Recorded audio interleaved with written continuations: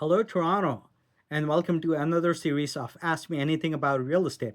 My name is Hussain Mandviwala, and I am your local realtor in Toronto with Remax West Realty and a mortgage agent with Pegasus Lending, and I do property management as well for investor clients. So, let's talk about rentals in Toronto. We hate it, we dread it, we love it, we hate moving, and we hate paying the rent. Yes, whatever the case might be, it's a necessity we all have to deal with, and it's a part of life that we all have to go through before we end up buying our own home. But in this series, I'm here to more talk about the rights and what happens in cases of evictions and what you need to do when renting out a property. Finding good rentals and the right property for your family requires a good real estate agent like me. It is different for people, right? Because the properties they want differ based on family size, income, rooms, parking spaces, amenities, public transportation, and a lot of other factors people choose when finding the right places. So, how does the rental process really work in Ontario?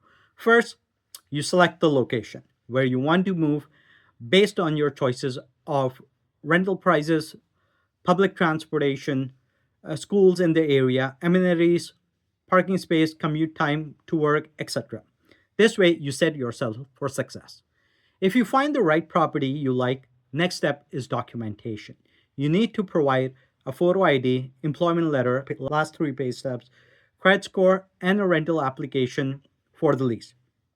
If you have another income such as you do Uber, Lyft, or other services, provide those too. It helps. In cases of rental, sometimes owners or listing agents require bank statements. Now, I've ran into scenarios where people have provided bank statements which have like $16 in their account and a lot of overdraft. Like that doesn't help your case. So if you're renting, make sure you have enough money in the bank to cover the first and last month deposit and you have a little bit of a surplus. Even if you're keeping money in cash or other sources, provide those bank statements. But do not show a low income balance. That doesn't give confidence to the owner that you have money to pay rent. So once the entire lease documentation is received, realtors like me send in your documentation to the listing agent or the owner. And then once the lease agreement is signed by both parties, within 24 hours, your first and last month rent is due immediately. It doesn't matter at what time or when does the lease start. Once the agreement is signed, your first and last month rent is due to the brokerage within 24 hours and the deal is considered closed. You move in the property on the start date of the lease. Now, during move-in, the landlord needs to be given 10 post-dated checks or interact, whichever method is agreed upon, plus a key deposit, which is refundable back to you when you move out. Tenant needs to also provide proof of utility setup before moving. If the property is shared by two families, then the landlord generally will provide a breakdown of charges based on each unit share. Now, let's talk about your rights as a tenant and landlord. Tenant rights are you need to take good care of the property. That is crucial. And avoid any preventable issues such as pest infestation, trash, and other issues which causes damage to the property. Tenants must respect other neighbors and make sure to keep the music volumes low in shared housing. And tenants are responsible for snow removal and grass cutting. You must keep tenant insurance at all times. This is to protect your belongings and cover damages caused by accidents which are caused by the tenant. Generally, you are always responsible for paying your rent on time. Even if disputes arise, the landlord, talk it out. It's always better to keep an open communication. Now, moving on to the landlords. Landlords cannot charge a damaged security deposit in Ontario. Landlords are responsible for repairs unless the damage is caused by the tenant. In Ontario, there is usually a clause put in as a no pet clause.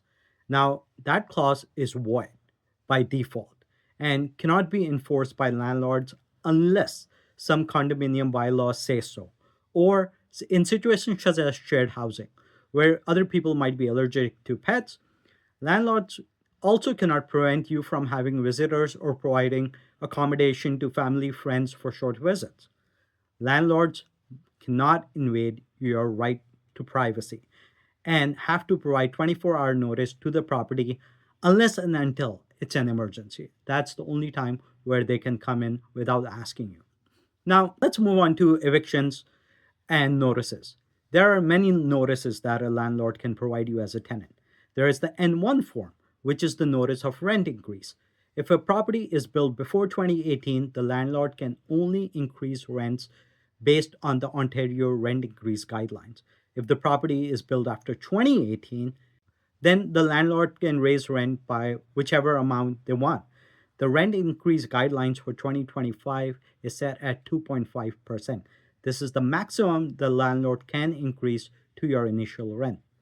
Now, if you miss a rental payment by any chance, the landlord can serve you an N4 form, which is a notice to end tenancy early for non payment of rent, and you would need to pay the outstanding amount by the termination date or move out of the house by the termination date, which is also called an eviction date.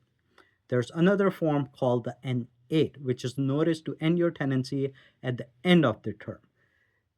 It's provided to the tenants based on the reasons mentioned in the form. An N11 form, which is an agreement to end the tenancy, can be served by the tenant or landlord if they plan to end the tenancy mutually. It comes with certain conditions, and the landlord cannot enforce the tenant to sign it if the tenant agrees to rent the unit still. It is important that a 60-day notice is served by the tenant if they plan to move out of the unit.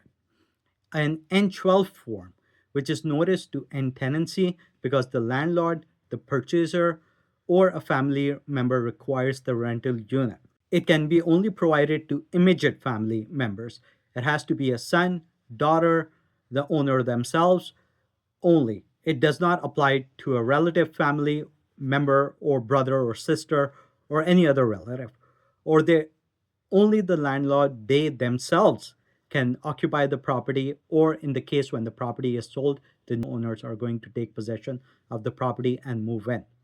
There is another form, which is the N13, which is a notice served because the landlord wants to demolish, repair, or convert the property to some other use. The termination date, which is also the eviction date, that's when the tenant must move out from the property. And at least 120 days are required to serve the notice. All these forms and the legal description of what can be done is available at the Tribunal's Ontario website. If you run into disputes, the Landlord and Tribunal Board is the only authority that deals with landlord and tenant issues. There is no other source.